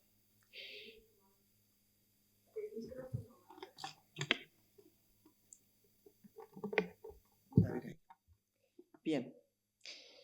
La relación entre las mujeres y lo oculto tiene una larga tradición, tanto que podemos pensarlo como si desde siempre hubiésemos estado interesadas en explorar un más allá de los límites impuestos, que nos señalaban hasta dónde podíamos llegar y que, por cierto, nunca fueron las mismas fronteras que les eran permitidas atravesar a los hombres. Pero estos privilegios no solamente se circunscribían a las prerrogativas sobre nuestra circulación en el mundo público y a legislar sobre todos los aspectos de nuestras vidas, sino que se extendía hasta donde nos era concedido el acceso al saber. Voy a organizar esta presentación en 3 puntos. El primero es ¿oculto para quién? Cuestionando las categorías de la cultura dominante. Y aquí empiezo planteándolo desde este lugar de la compleja relación entre el saber y el poder, que nos lleva incluso a esta limitación respecto de, con signo de interrogación, poder saber, ¿no? Hasta dónde se nos dejó saber. Y nos podemos remontar desde Eva hasta... En la actualidad encontraríamos también bastantes ejemplos. Me voy a voy a fundamentar una parte de esto en un libro de una epistemóloga argentina con la que estoy estudiando hace varios años, que se llama Denise Nachmanovitch, y el libro se llama El mito de la objetividad. Y me parece que en estos puntos sintetiza claramente de qué estamos hablando respecto de cuál era la cultura dominante. La racionalidad como dogma y ese eslogan de el progreso de la razón. Es decir, básicamente el mito ligado a la razón como forma única de conocimiento, ¿verdad? Los modelos narrativos que sustituyen la variedad, complejidad y riqueza de los modos de indagación por un conjunto de teorías abstractas que da lugar a esta prepotencia ideológica del objetivismo, que se convierte en un discurso de dominación. Una concepción determinista del hombre y la naturaleza, cerrada al devenir y al cambio, incapaz de ver nada más que los procesos lineales y mecánicos que permite observar. Es decir, que cuando decimos oculto para quién, podemos sintetizar en relación a esto que estuvimos viendo, que el mundo que nos vetaban era ese, el del predominio de la razón, y al que nos relegaban a ser desterradas a una devaluada condición de considerarnos pura naturaleza. Pero una naturaleza pensada desde esas coordenadas, en franca oposición a la idealizada racionalidad, una naturaleza temida por indomesticable y al mismo tiempo, paradójicamente, siempre pretendiendo controlarla, ¿no? Vaya paradoja. Por una parte, creo que es indomesticable, pero por otra parte no ceso en mis intentos de ver cómo hago para controlarla. Formulaciones en las que se reflejan los temores y ansiedades que se trata de neutralizar a través de esas hiperracionalidades que pretenden clausurar toda la incertidumbre, ocultando la potencia de esa dimensión plagada de inquietantes connotaciones que se han dado en llamar un poco como, acá está, como decíamos antes, ¿no? Y tiene todo este mundo de denominaciones, ¿no? En torno al simbolismo, lo enigmático, lo sagrado, lo divino, lo esotérico, lo misterioso, la trascendencia, la percepción, impenetrable, hermético. Es decir, que si tenemos que referirnos a cómo definimos lo oculto, vamos a necesitar recurrir a hacer analogías con cualquiera de estas denominaciones. De modo que fuimos damnificadas doblemente en esta distribución que nos correspondió en esta compleja y arbitraria ecuación entre saber y poder y qué podíamos saber. Porque al mismo tiempo hay que reconocer que tal vez haya sido esta interdicción, esta prohibición, ¿no? De no traspasar esos límites de esa racionalidad consensuada por la cultura dominante masculina, patriarcal, en fin, parte de lo que ya estaba mencionando antes Ara. Esta interdicción fue un veto, pero simultáneamente fue un estímulo que nos incitó a buscar otros espacios y lenguajes, como hemos estado viendo a lo largo de la tarde, ¿no? Que fue favoreciendo una particular ligazón con un registro que requiere escapar de la censura, del juicio de la racionalidad para conectar con inesperados repertorios perceptivos, intuitivos. Me gustaría citar como referencia la propuesta de Manuel Liscano, que tiene un libro maravilloso que dice Metáforas que nos cuentan, que dice que nos propone, por ejemplo, cuestionar la primacía de la visión en nuestra concepción de la realidad y sugiere, cito, ¿qué modos diferentes de conciencia pueden surgir en caso de tomar el olfato o el tacto como modos fundamentales de conocimiento.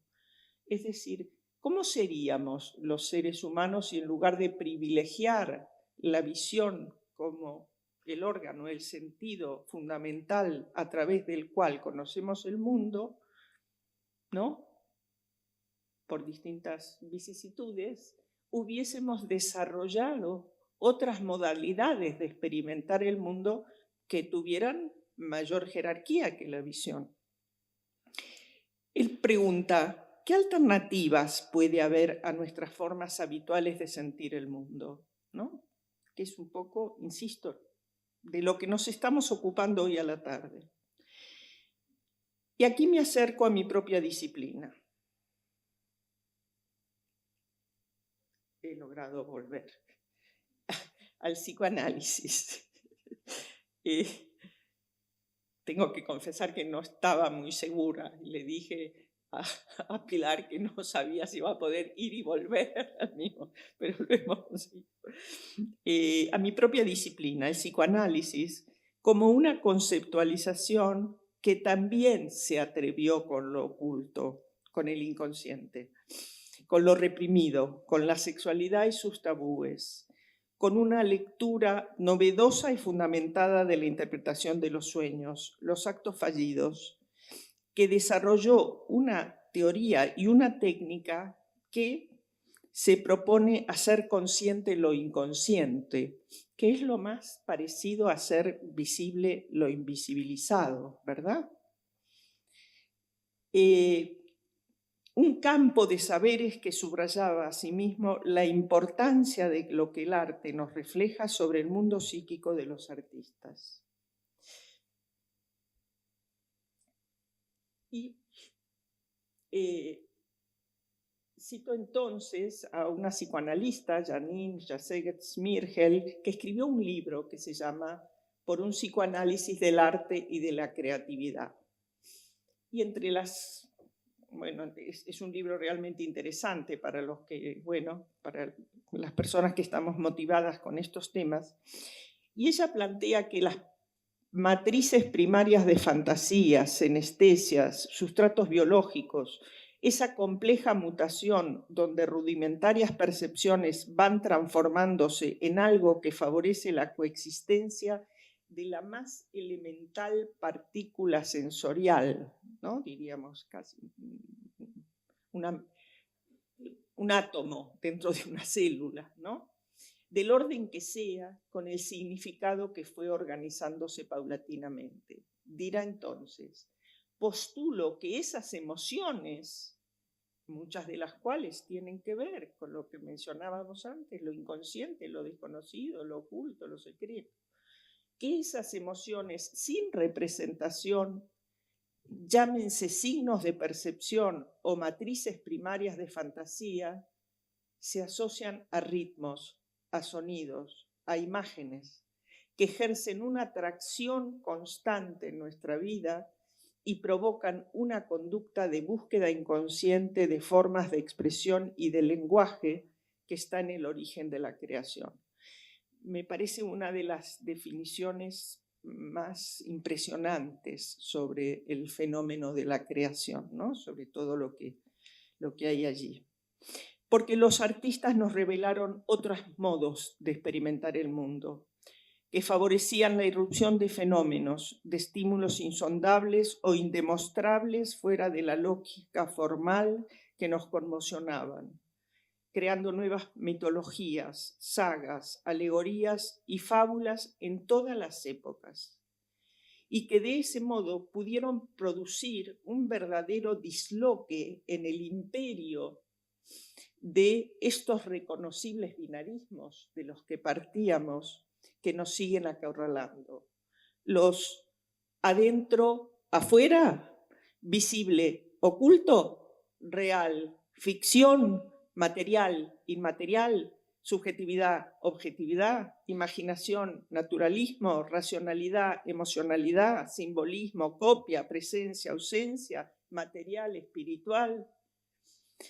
Recorriendo esos caminos fuimos, especialmente las mujeres, desembarazándonos del corsé que homologaba la espiritualidad con la tradición judeocristiana, que sacralizaba la virgindad e invocaba virtudes ligadas a la obediencia, la docilidad y el sometimiento. De esta forma, ir más allá de lo establecido, de lo autorizado, de lo conocido, fueron modos de resistencia que subvertían la moral vigente, experiencias que permitían huir, resistir, tolerar, plantar cara a un formato de género en cada una de las épocas en las que hemos estado haciendo referencia, que afectaba todos los intersticios de sus vidas. Las mujeres de las que hoy estamos hablando se atrevieron a explorar un territorio que estaba fuera de los confines habilitados, encontrando modos para habitar espacios transicionales entre su realidad psíquica y la externa, muchas veces al precio de sus propias vidas y o de su salud mental. Escribe Marian López Cao en su libro ¿Para qué el arte? El proceso artístico pone en juego al ser en un proceso de desidentificación y reconstrucción constantes.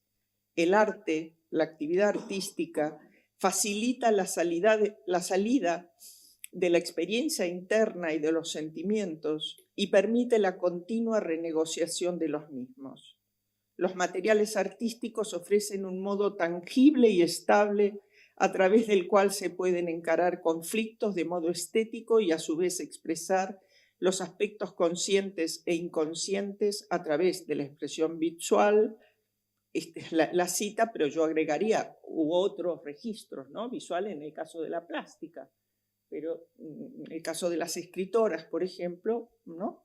Que es un ejemplo que yo voy a tomar. A través del proceso de interiorización-exteriorización, permite el trabajo con las imposiciones externas e internas y facilita la expresión de las emociones que se niegan fuera del espacio de la creación. Por ejemplo, entre estas emociones, permite la contradicción, la paradoja, la frustración y la rabia, del mismo modo que permite el perdón, la reconciliación y el duelo. El arte permite el lugar de lo indecible donde silencio y palabras se encuentran. En los últimos años me ha interesado la lectura de un tipo de literatura que trata sobre la muerte, específicamente los duelos de personas cercanas y en algunos casos desde una perspectiva novedosa, atreviéndose a indagar el escenario donde con mayor frecuencia en diferentes culturas nos hemos permitido compartir nuestros miedos y ponerlos en acto, literalmente sacar a pasear nuestros fantasmas. Lo asocio a otra modalidad de acoplarnos con nuestra realidad interna, una forma de vinculación que continúa más allá de la presencia material de nuestros seres queridos, y frecuentemente con una intensidad y conexión que otras relaciones presenciales no tienen. Entre ellos menciono A la salud de los muertos, Relatos de quienes quedan, de la antropóloga Vinciane Desprez, y Vivir con nuestros muertos, de Delphine Orvilliers, una filósofa y rabina que se dedica a acompañar este proceso y dirá: estoy al lado de mujeres y hombres que en momentos cruciales de sus vidas necesitan un relato.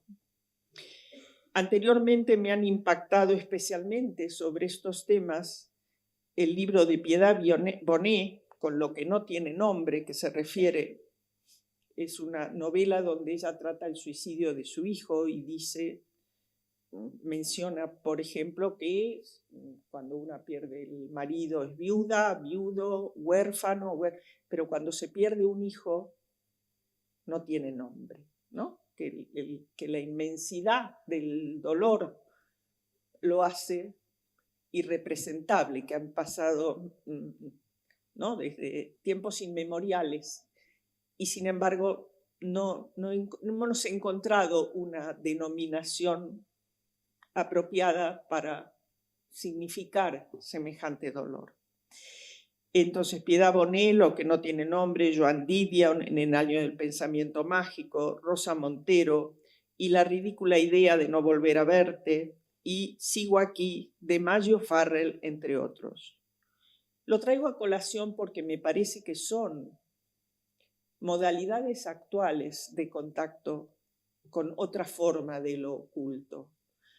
Me parece que tiene que ver con la búsqueda de poder representar y elaborar ese dolor, no necesariamente siguiendo las convenciones. Es decir, una de las cosas que me gustó más del libro de A la salud de los muertos es que ella cuestiona uno de los conceptos psicoanalíticos respecto de qué es elaborar un duelo, ¿no?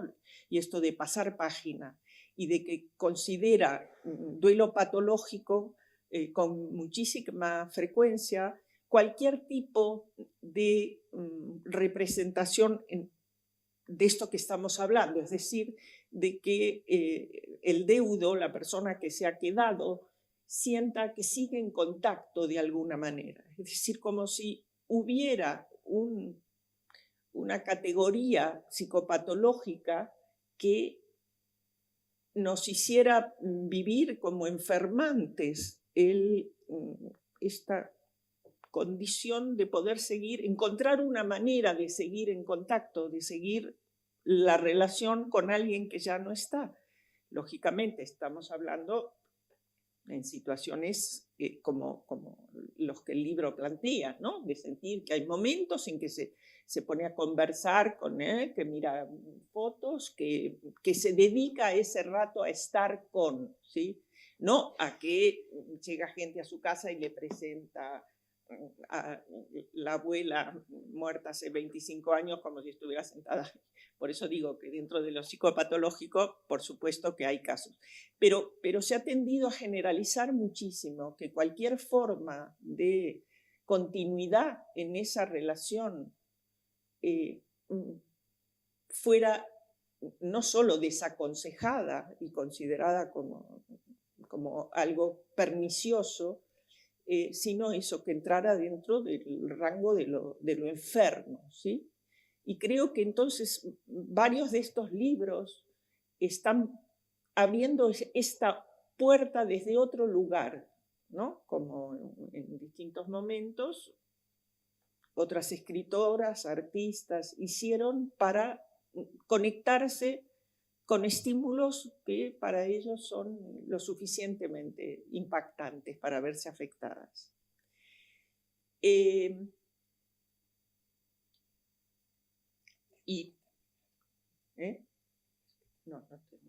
Un minutito. Bueno, voy a seguir con últimamente. Algo solo, ¿puedo? ¿5 minutos? Vale. Esto me sucede siempre, ¿no? Sí.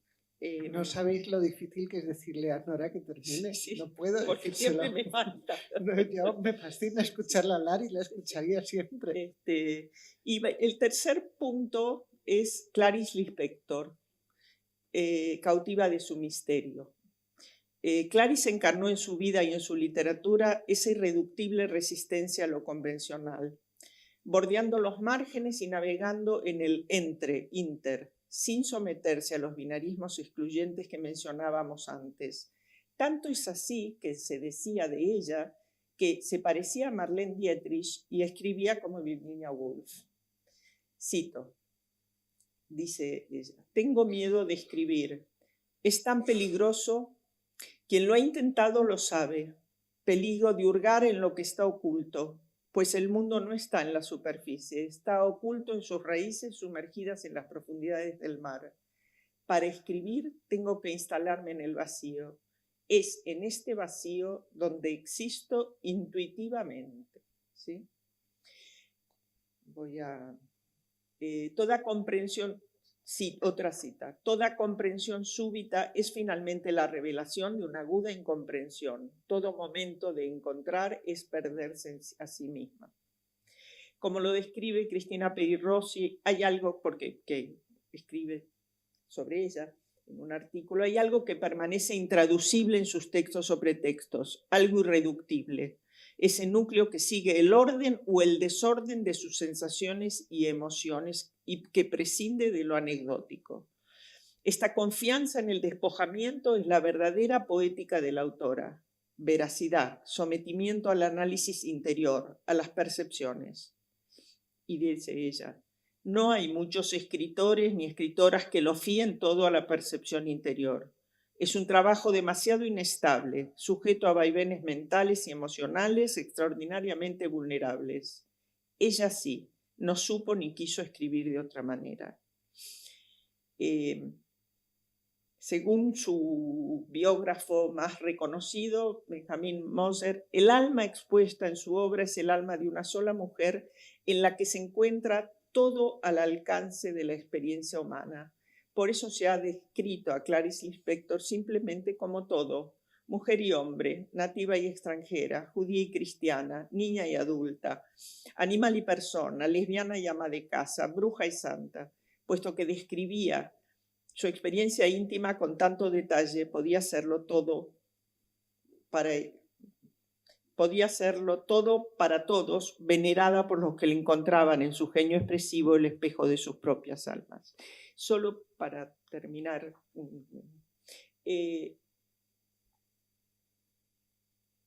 un apunte psicoanalítico.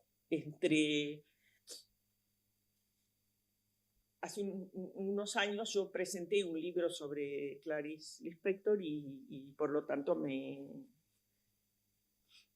la estudié mucho, digamos. Y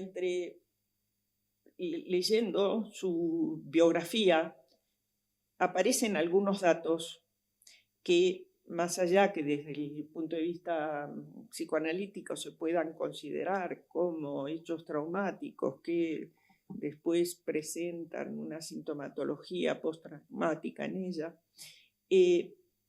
me parece que está muy ligado a todo lo que estuvimos hablando en términos de que ella ya venía de una historia donde lo desconocido, lo secreto, lo inefable, todo lo que estuvimos viendo antes, lo oscuro, es decir, todo esto, lo impenetrable, lo espiritual, lo inefable, venía. Ella se enteró, ya siendo mayor, que sus padres, nacidos en Ucrania, habían emigrado a Brasil, donde se radicaron, en la época de los pogromos antisemitas en Ucrania contra los judíos. Ellos eran una familia judía. Y la madre llega embarazada de Clarice. Se entera años más tarde que la madre había sido anteriormente, la madre había sido violada por varios soldados en la época de los pogromos y había quedado muy dañada emocional y físicamente. En aquella época parece ser que circulaba, y además enferma de sífilis. Parece ser que en aquella época circulaba así una especie de leyenda popular que la sífilis se podía curar si la madre quedaba embarazada después de su marido, en este caso. Entonces, ella llega embarazada de Clarice.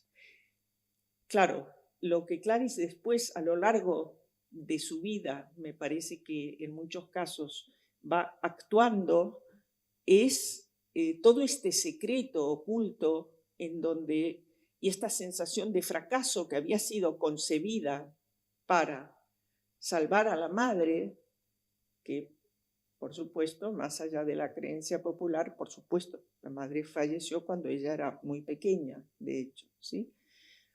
Es decir, esto para intrincar un poco lo transgeneracional en relación a lo secreto, lo oscuro, lo oculto, lo velado, lo enigmático, ¿no? Todo ello. Bueno, Nuestra relación con lo oculto parece haber sido siempre más fluida y seguramente podemos atribuirle una importante variedad de factores. Personalmente, esto de que nos hayan ubicado del lado de la naturaleza, encuentro mucho más interesante pensar en términos de cómo no renegar de ser naturaleza, cuando no nos ha impedido pensar, investigar, curar, aprender, enseñar, construir, inventar, ser creadoras y un infinito, etcétera.